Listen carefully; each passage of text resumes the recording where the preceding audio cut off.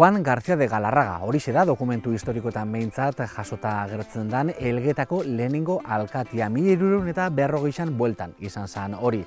Baina behin baino gehiagotan esan dugun moduan ezin ja esan Galarraga bere abizena zanik izan be abizenak deiturak. Bere egungo egituran, bere egungo ofizialtasunakin 16. mende erditik aurrera hasi zian erabiltzen. Galarraga beraz, Juan horren jaiotetxe edo bizitokisa dela esan geke. Eta gaur egun be badau Galarraga izeneko etxerik hemen inguruan, baina ez Elgetan administratiboki behintzat, Bergarako partetan Angiozarren baizik. Eta araxe ingo dugu gaur.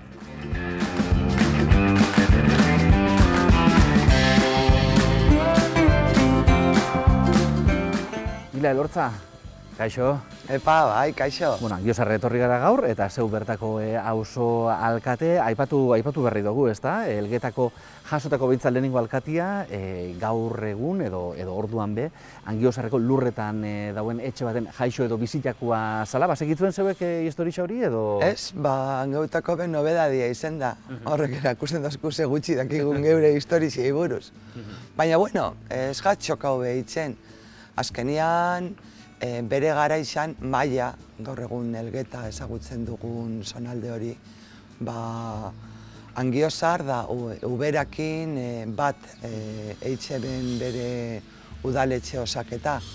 Eta aldaketa horiek Angiozarren, San Miguel eguna dan enean, Elgetan itxen ziren, baina San Miguel egun hori aprobetxauta, orduan, bueno, ez jatain raru hain. Angiozarre bere dago kixonez, baina noiztik dakigu, edo noiztik dako Angiozarren berri, noiztik lehenengo aztarna historikoak?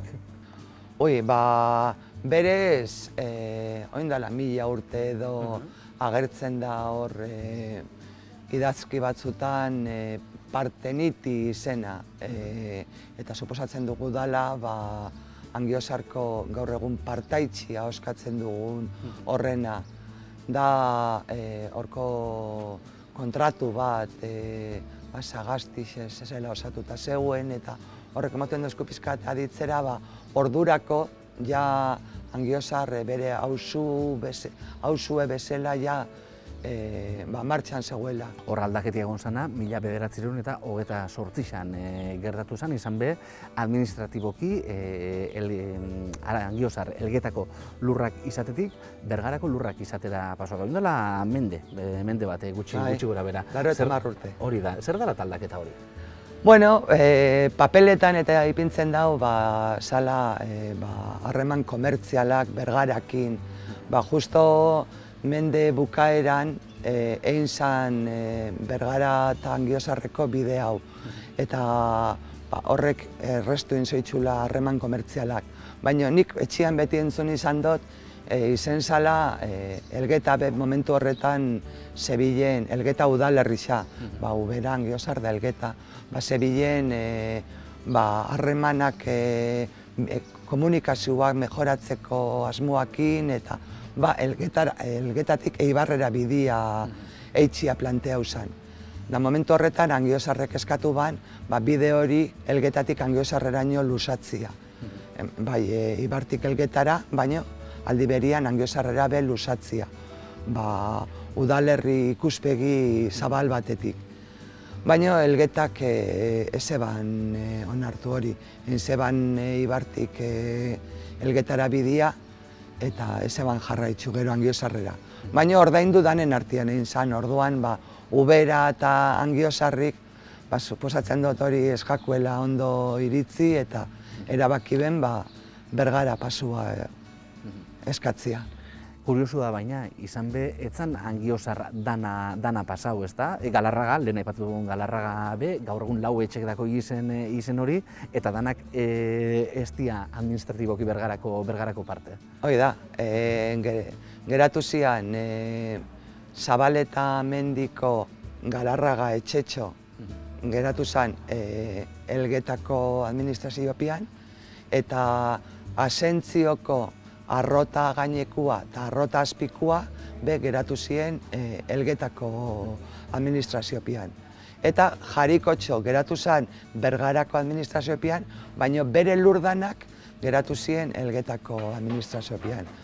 berez horrein zan, Afrika estilora, marra bat bota zan. Zuzenak bota eta pentso barik larri. Bai, intxorta zeretik asentziora eta rirra. Alde batera Bergara eta bestera Elgeta. Baina Angiozar jarraitzen dute izaten, asentzio berape.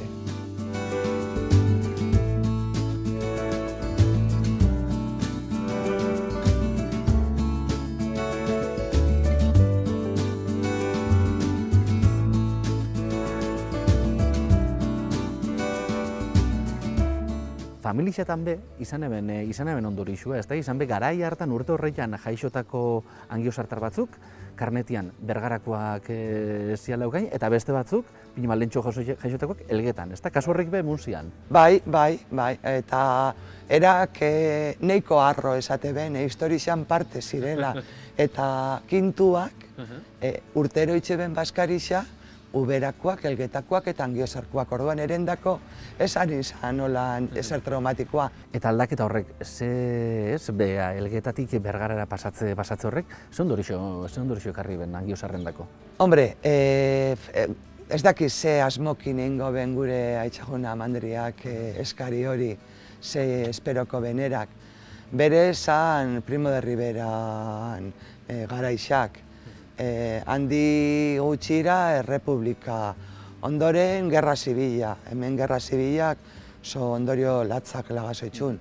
Bertan egon zan frentia bederatzi hilabetez geldik eta udan okupauta egon zan, da orduan egoera arrunt baten ze ondorixo egongo zan, ez dakit ze izango zan. Argi dauena da, 20. mendian, hemen poblazioa gainbehera izen zala itzela. Zeren bi enpresa gari joteko makinak itzen zoitzuenak itxi egin ziren.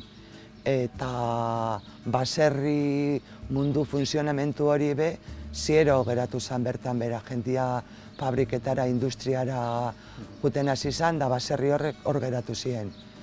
Eta poblazioa jauzan, Gipuzkoan beste inun estan gertau adibidea izen zan hemengoa. 60% galdu zeban. Angiozar gaurkotasuneko gune be izan da, azkenengo pare bat urtietan mintzat, tokiko entitate txiki. Izaten inguruko hausnarketa prozesua inzebelako lehenengo, eta gero, oindala pare bat 3 hilabete, galdetegi bat baita. Zergatik tokiko entitate txiki? Zer lortuko zan horrekin? Eskualdean dauku bebai adibide bat oso horrena. Aramaixo Oleta. Oleta Aramaixo da, baina Oleta da entidad menor. Ja Araban hori oso aspaldiko kontua da. Gipuzkoan ontxe lehenengoak izen di Itziar da Ereñozu, ez da egon Oñartio eta Bizkaixan ez dago. Baina Espainia mailan be hori nahiko ohikoa da. Naparruan be oso edatutakoa da. Hainbat gunek osatzen dabe udalerri bat. Gune txikixak eta danen artean osatzen dabe. Bakoitza bere burua defendauleike diputazio edo jaurlaritzan aurrian libreki. Momentu honetan guk Bergarara jo biu, da Bergara izen bia da defendidu bidabiena gure interesak. Guk ez daukogu aukeraik geu gure izenian juteko edo diru laguntza batzu daudela, ezin dugu guk eskarixa zuzenianin. Dane izen bia da Bergaraan bitxartez. Entidad menor izango bagina, aukera ikiko ginuke geuk gure eskarixak osatu eta geure izenian aurkezteko. Bergara izeten, administratiboki Bergara jarraitzuko ginuke izeten, da impostua Bergaran ordainduko ginuzke eta jarraitzuko ginuke Bergarako parte izaten. Baina eukiko ginuzke geuk erabakitzen ditugun eskumenak adostasun baten Bergarako udaletxeak eta Angiozarkoak kudeatzeko aukera. Beti be, ez batak eta ez bestiak ezin da egoera txarraura pasau. Zele imaginatzen duzu Angiozar, dik 10, 20, 30 urtetara? Begira, horretan behin ginuan ikastaro bat, bezala, hausnarketa bat, topiak, utopien inguruan parte hartu ginen, niko hainbat lagune parte hartu ginen. Baina jentiak ikuste ban, Angiozar bizitzeko leku apropos, egoki, erakargarri, nun landa inguruniak gertuan daukagun, nun komunikazioak pizka mejorau eskero, bidiak auzo guztia bat egin eskero, Kanpasarra aldera, Elgeta aldera, gaur egun internet loturekin eta etxetik lanak itxeko aukerak, eskolan puntu garrantzitsu horrekin, datorren jende gaztian dako leku gune oso erakargarri bezala. Eta uste dut nik ez gabizela gaizki. Gauzak ikusitza dagoen jentian gogua eta etorkizuneko ametsak izen laikiela puntu erakargarri bat.